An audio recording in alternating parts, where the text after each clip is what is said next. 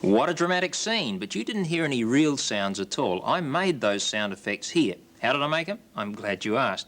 Actually, there were 4 separate sounds. I wonder if you worked out any of them. First one, creaky door opening. That was simply a balloon under my arm with my dry finger dragging across the surface.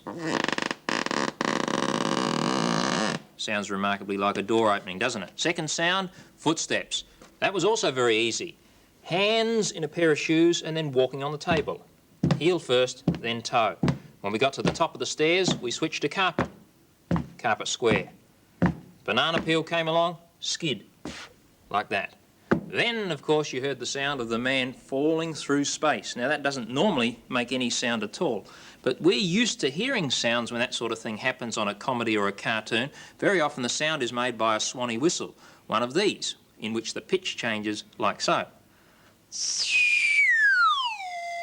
If you don't happen to have a real swanny whistle, there are other things you can use. For example, you can use a bicycle pump for going down or up. Or, if you want to, you can use what I used, a very cheap toy swanny whistle, 99 cents from the service station. Have a listen to this.